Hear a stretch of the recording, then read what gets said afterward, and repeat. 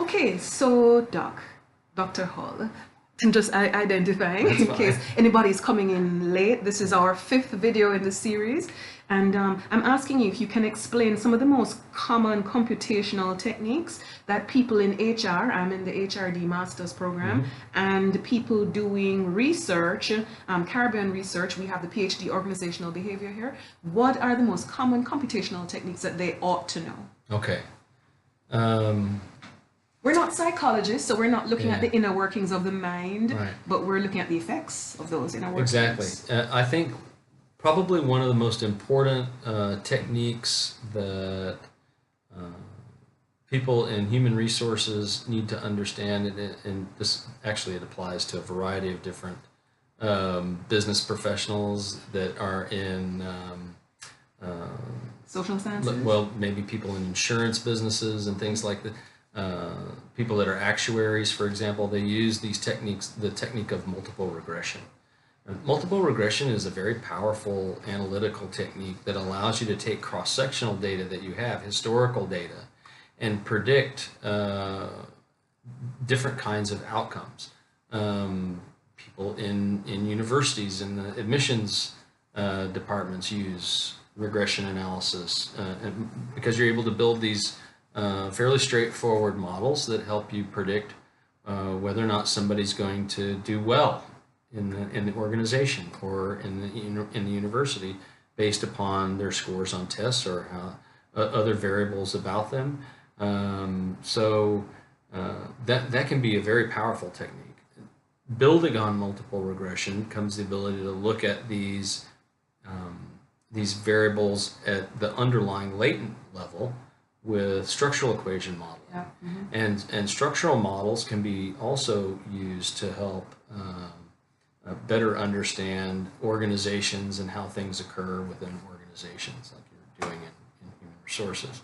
So those two techniques are very important. I think it also is important for you to have some facility with psychometrics and how to investigate whether or not the instrumentation that you're using is working well.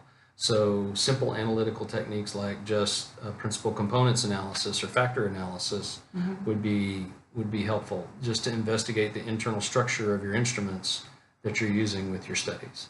So those are three big ones.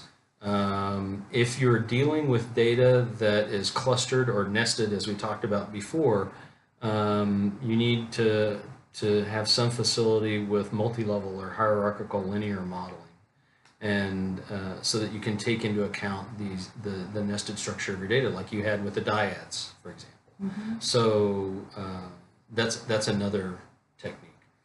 Um, but that would round out at least a lot of the bigger areas. If you had that kind of a background, would prepare you quite well in terms of investigational techniques. Okay, so can you recommend any software that we should be using? Yeah. Yes. So one of the things that I've discussed with my colleagues here at UE is that um, there needs to be more of an emphasis on understanding how to use this R computing environment. That's R, just the single letter R. There is a website called the R Project for Statistical Computing.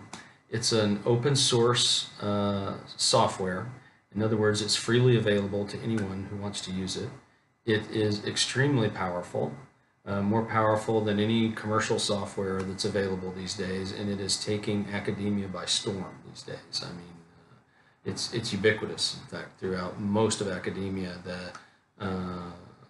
Most scholars tend to rely on R because it's built in such a way that it's very flexible, produces beautiful output, and allows you to invoke a variety of different analytical techniques. Just about anything you can think of, someone's already developed what we call a package in R that you can download for free and use within this base R uh,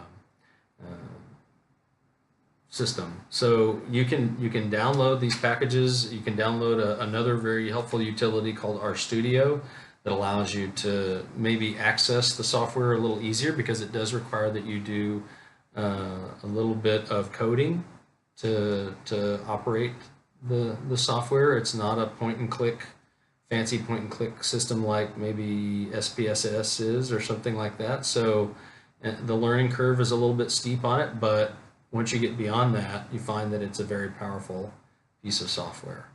And there's good documentation that's available with each of these packages. So all the tutorials are there and everything. Yes, you can teach yourself R through websites and YouTube. By the time anything comes out in print, I don't recommend anybody buy print books on how to learn R, because by the time it comes out in print, it's obsolete. So. Yeah.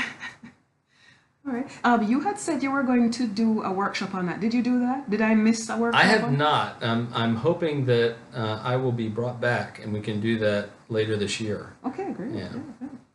All right. Well, so it's really R. You're thinking R is the best thing that because in the PhD OB program, you're suggesting we start teaching our students. I think it would be great if students had exposure to R. I mean, a lot of industry is moving that direction. For the longest time, SAS was the program that was used in industry, and while there's still a fairly strong user group of SAS users in industry, industry is moving to R because it is so powerful and it's free.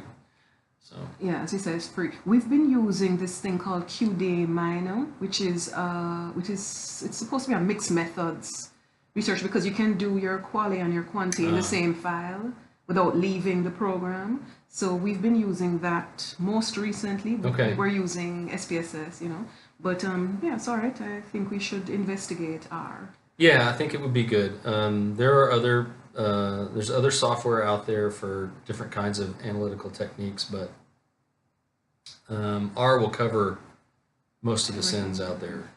Okay, up to the PhD level. Okay. Yeah, yeah. All right. So thank you so much, Darrell.